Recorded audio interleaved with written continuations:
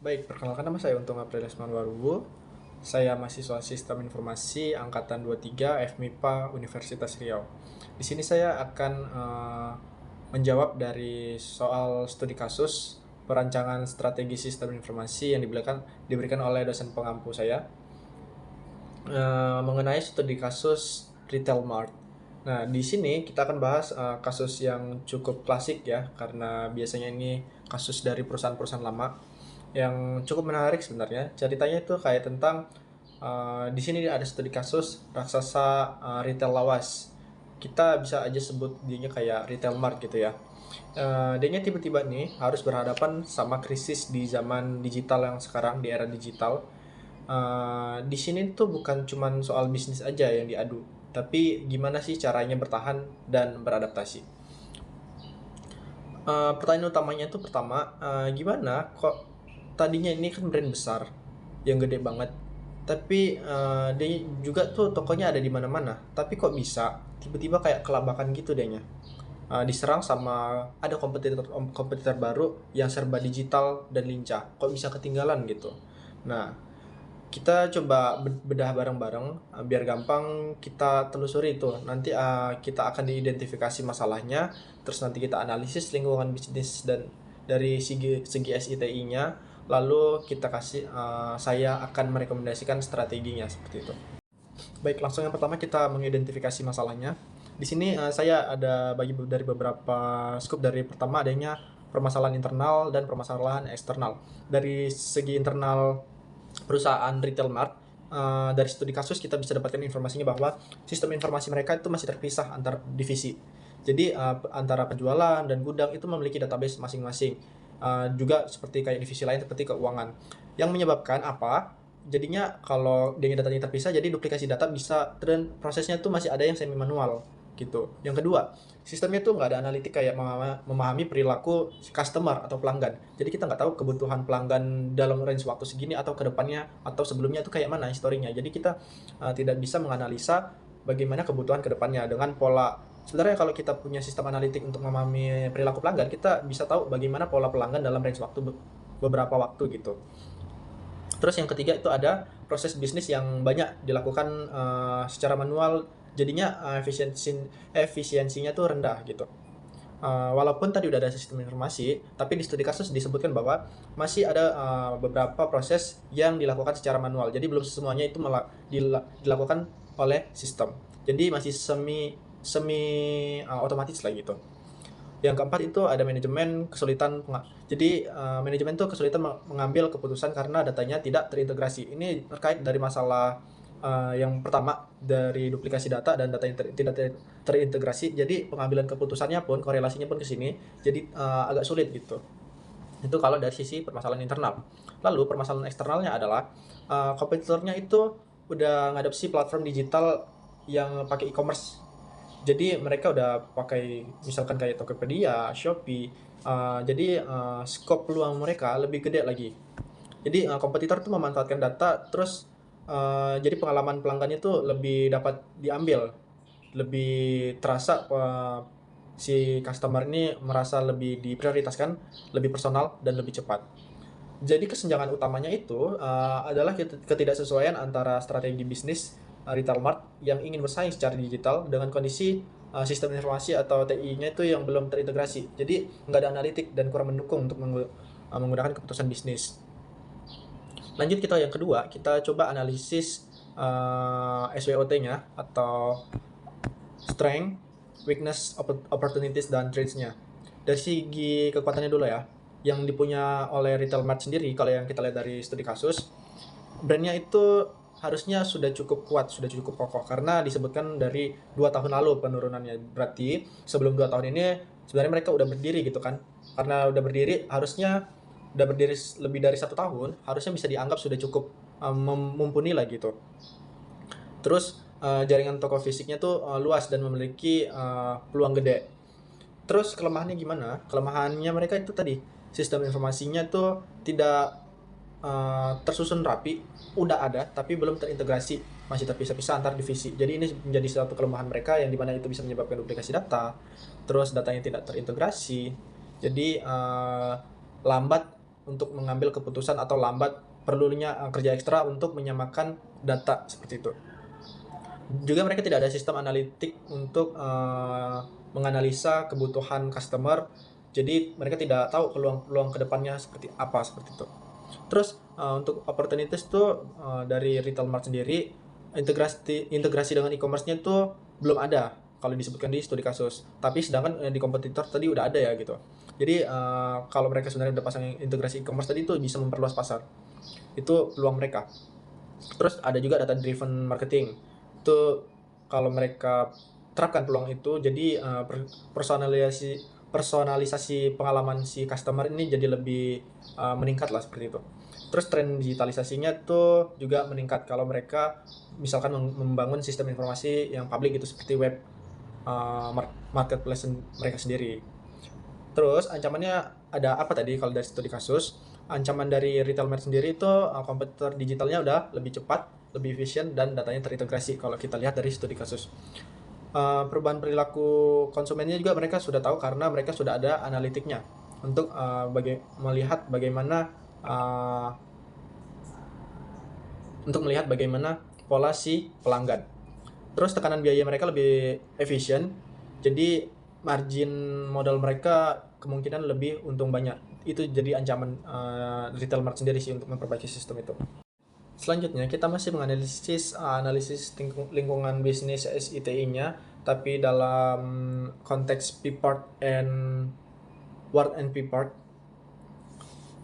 Dari sini saya ada cantumkan ada 5 poin. Yang pertama itu trade of interest. Di sini tingkatnya sekitar medium lah, karena di sini ada online retail, ya, jadi relatif mudah dimulai tapi brandnya besar, jadi cukup sulit disaingi. Yang kedua itu ada bargaining power of suppliers. Untuk kategorinya saya masukkan dia di medium, itu tergantung suppliernya apakah eksklusif atau tidak. Lanjut ada bargaining power of buyers. Ini tingkatnya high karena konsumen punya banyak alternatif tempat kayak kompetitor yang online gitu. Terus yang keempat ada trade of substitutes. Di sini saya kategorikan sebagai high karena marketplace online. Terus ada competitive rivalry. Kalau di sini saya buat tingkatannya sangat tinggi karena kompetisi di e-commerce itu memang sangat besar ya. Nah, selanjutnya bagaimana sih gap antara SITI-nya? Dari sini dari semua tadi yang kita tahu dalam waktu analisis masalahnya, kita bisa tahu kalau gapnya itu kesenjangan digitalnya tuh cukup besar, kayak jurang gitu, dalam banget. Gimana yang perusahaan ingin mereka tuh lakukan secara digital, tapi dari kasus di lapangan mereka tuh masih banyak proses-proses yang dilakukan secara manual dan belum dilakukan secara digital atau mesin. Jadi strategi bisnis sama strategi teknologinya itu kurang nyambung. Nah, ini nih yang harus kita perbaiki. Jadi kalau kita lihat di sini poin-poinnya, retail mart itu tidak memiliki sistem terintegrasi. Jadi prosesnya itu manual dan terjadi duplikasi data. Itu tadi sebuah gap ya. Terus tidak ada analitik pelanggan. Sedangkan si kompetitor tadi udah ada analitik pelanggannya. Itu cukup kesenjangan yang cukup berbeda, sangat berbeda. Terus ada kompetitor digital first. Terus sedangkan yang si retail mart sendiri itu belum mempunyai e-commerce di beberapa platform gitu. Jadi si kompetitor ini lebih cepat, lebih efisien dan lebih personal. Jadi bisa kita lihat kalau itu gapnya cukup besar dan cukup sulit jika kedepannya ingin melanjutkan kompetisi kalau tidak merubah sistem informasi di dalam perusahaan retail mart sendiri. Lalu gimana cara strategi penerapannya? Jadi saya di sini membuat rekomendasi strategi penerapan SITI dalam retail mart. Kayak bisa kita bilang ya, bagi langkah-langkah penerapannya lah gitu. Baik, kita lanjut ke rekomendasi strategi SITI-nya. Nah, gampangnya gini, kita tuh kayak punya toko, terus ada toko online-nya, terus ada toko fisiknya. Nah, peta jalannya tuh kita harus tentukan. Ada 4 langkah yang lumayan logis banget. Pertama tuh kita beresin dulu pondasinya. Pertama kita integrasikan semua sistemnya, biar datanya tuh nggak kayak tadi di case pertama, datanya itu tidak duplikasi dan datanya terintegrasi. Kalau udah lanjut kita ke kedua, yaitu fokus ke pelanggan. Kita pakai sistem CRM buat kenal lebih dekat sama pelanggan. Itu untuk menganalitik bagaimana pola si pelanggannya gitu. Jadi kita bisa ambil keputusan ke depannya. Yang ketiga, kalau udah beres nih pondasinya, barulah kita hajar di scope pasarnya. Kita bikin e-commerce, bikin aplikasi, mau bisa lewat via website ataupun mobile seperti itu. Yang terakhir jangan lupa kita beresin dapur internalnya tuh lewat otomatisasi. Uh, Kalau kita lihat poin-poin yang saya sampaikan ada 5 di sini ya. Yang tadi udah saya sebutkan dari menggunakan ERP, CRM sampai integrasi e-commerce dengan mobile app atau toko fisik. Lanjut, yang kedua itu ada Scrum Master, platform e-commerce sendiri yang terintegrasi dengan marketplace.